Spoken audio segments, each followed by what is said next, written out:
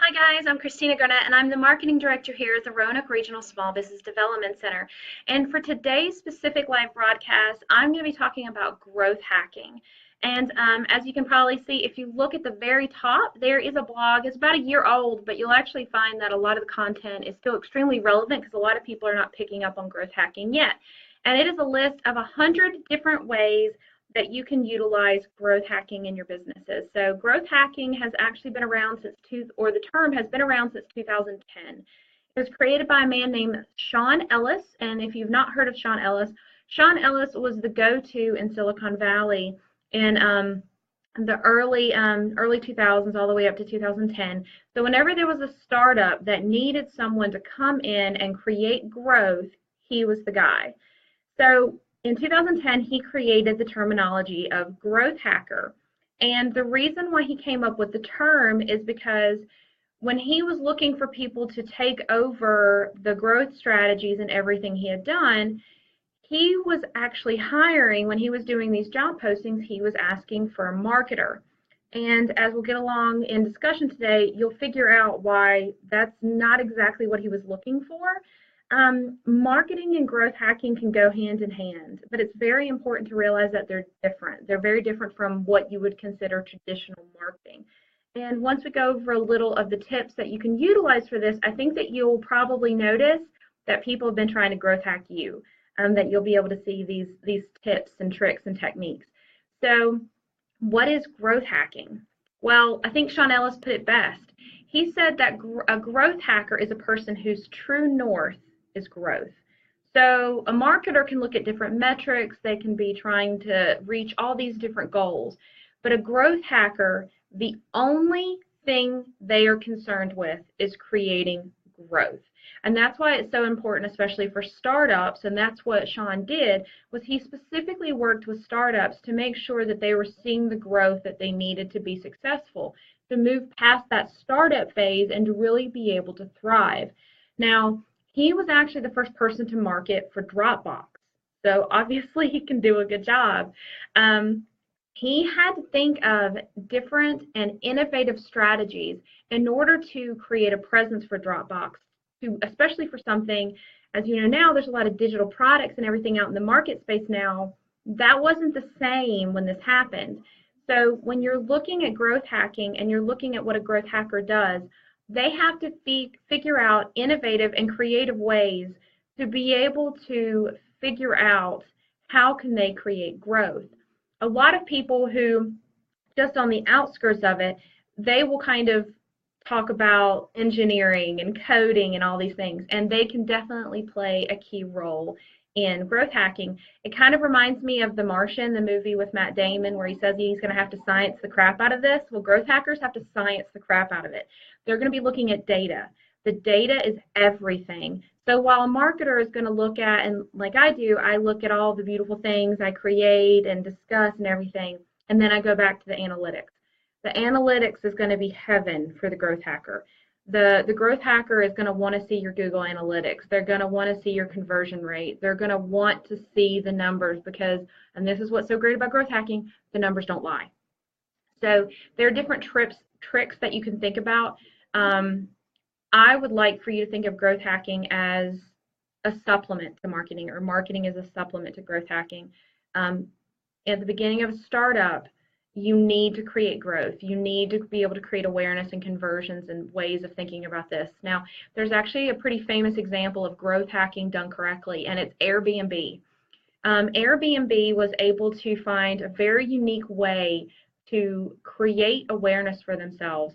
And so what they did, and if you've ever created an Airbnb listing, they give you the opportunity to list through Craigslist. Like you press a button and it will auto-populate and put it on Craigslist for you. Well, this is kind of interesting because Craigslist does not have a public API, or it didn't at that time. And an API is an application program interface, which is basically a little button, a little program software, so it lets you connect to other things. So there's like a bridge. Well, yay, Heather, your friend's brother started Airbnb. Give them a shout out. They did awesome. Awesome job. So what happens is without the API, they had to be able to essentially backwards engineer Craigslist. So they had to figure out on the back end, how does Craigslist programming work? And then make sure that the forms that they were creating were compatible with that so that they could link them. So now what does that do? Why does that create growth? Well, those are inbound links to Airbnb now. So all those people that are clicking on those links are being sent to Airbnb. So that's conversions. That means an increase in SEO. So they're getting higher and higher in the Google search rate. So they're starting to become awareness. So all those people who were once going to Craigslist are now aren't going to Craigslist anymore. They're going straight to Airbnb. So it was a really innovative way for them to be able to grow, and that is growth hacking. So it's just a very innovative way. No one told them go through Craigslist. They had to figure this out on their own. They had to be able to figure out really unique ways to get their voice out there. So I want to go over a couple tips. This is in the link at the over here. Up here. There we go. I'll get it eventually with this camera. It's right there. Right there. But if you go there, you'll see that there's 100 different tips. Now, one of the first ones that I really love is they talk about retargeting. So what is retargeting? Retargeting is when you reach out to people who've already been to your website. Basically, the people who could have been conversions, but oh, they just didn't make it. They didn't finish. They didn't do that final piece.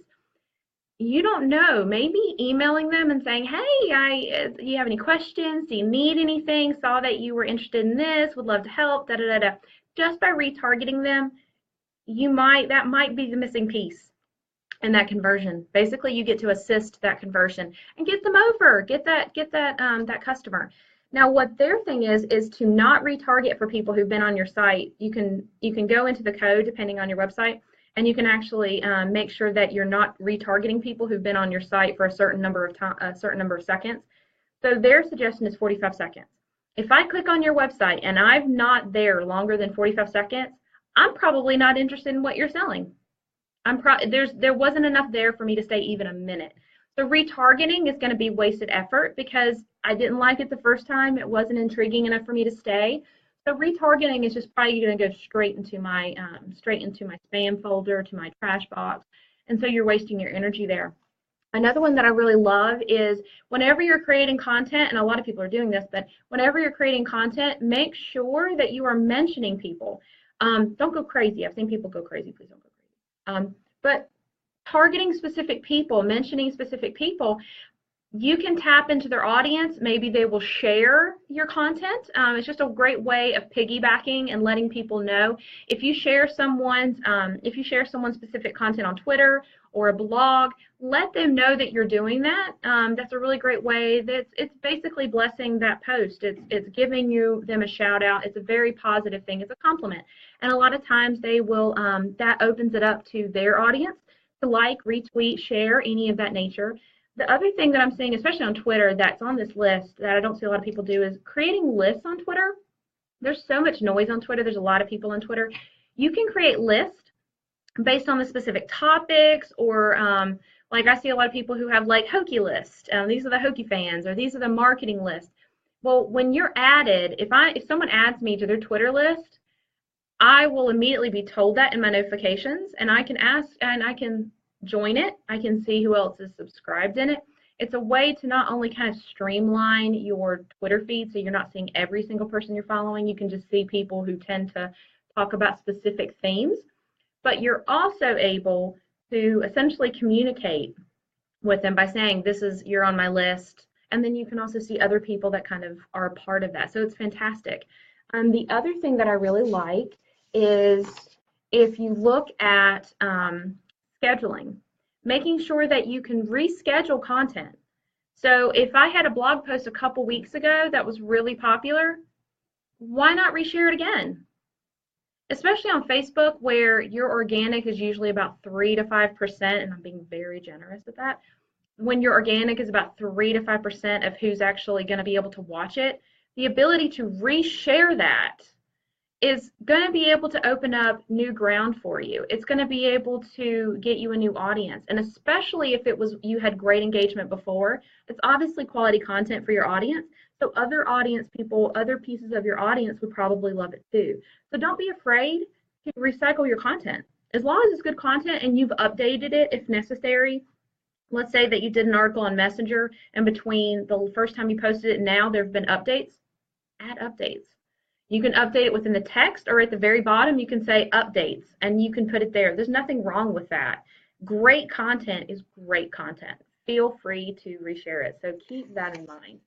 Another thing that's really cool that I really like is these mistake emails. I always answer them. I always look at them. Like, the open rate must be amazing. Have you ever gotten those emails saying like, I'm so sorry, we forgot da da da da da da, and then you open it and it's a promotion or it's a promo code or it's something else, but it's a way to essentially sneak into your inbox.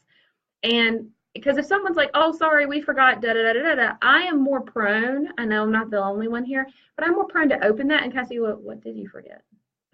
what is the story behind this? So there are definitely tips. The other one is to send emails from a real person. Instead of me sending you an email from sbdc@roanoke-chamber.org, C. Garnett@roanoke-chamber.org, I would hope, and it's true, it's going to have a stronger open rate because it's a real person. So if you have a generic, if you have a business email that's more like yourcompany@yourcompany.com, and then it's your name @yourcompany.com, the email open rates will be significantly higher when it's from a person. They want an email from a person. If I'm getting an email from a company, I assume it's to sell me something or to tell me I need to do something. It automatically, just by the sender, it loses that comfortability, it loses that connection, and you want to create a relationship. So when you're thinking about these tips, and like I said, they are all up here, right there. A lot of great tips. Some of them do require coding, some of them don't, but that blog is actually fantastic. It's some different tech ideas and things to get forward. So when you're looking at a growth hacker, you're looking at someone whose only concern, whose only metric is growth. That's why it's so important for startups. If you are a startup and you've never heard of growth hacking, you have homework. It's what you need to be looking at, because it's not just awareness, it's not just sales, it's not just conversions, it's growth. You need that growth to get to the next level. So if that's not what you're doing, then you really need to reevaluate and look at those analytics. So the person who's going to be doing this, they're going to want to look at the numbers. They're going to be extremely focused, and their entire, like Shawnella said, their true north is growth. Everything is based on growth. They're not going to look at any other metrics, because those metrics are not what they need. So you can have a marketing team and a growth hacker. They don't have to work against each other. They can work in tandem. They can be a strong team to kind of focus on where you need to be, especially if you are a startup. But if you need to pivot, or if you need to create, or let's say that you're opening up a second location and it's a location that has never heard of your company before, you are starting from scratch in a specific demographic, I think growth hacking is perfect for that. So keep that in mind. I know this is a pretty long video, but thank you so much for watching it all the way through for us. If you're watching this on the playback, thank you so much for watching it. And let us know, do you have questions about growth hacking? Is it anything like what you expected? Did you think that a growth hacker just hacked into computers? What are your thoughts? What are your questions? Are there any topics that you have questions about for our FAQ series? I would love to hear your thoughts and see what we can do to help you learn more about marketing, about your business, and about any other questions you may have. So if you have any of those needs, please email me at cgarnett@roanoke-chamber.org, or you can leave a comment below. I'll answer all those questions. And if you have questions, you can also go to our website, which is www.roanokesmallbusiness.org. I want to take a quick second to thank all of our sponsors. Because of our sponsors, we are able to help businesses in our region with counseling services that are free and confidential. And then we also have business classes throughout the year, and they are very low rate. Most of our classes are at $20 for the entire class. And then we have $100 classes where we help you build your entire website. So like I said, thank you so much to our sponsors. They are the reason why we are able to do all this for you. If you have any questions, you can also call us at 540-983-0717. My extension is 108. And I will see you next week. Bye, guys.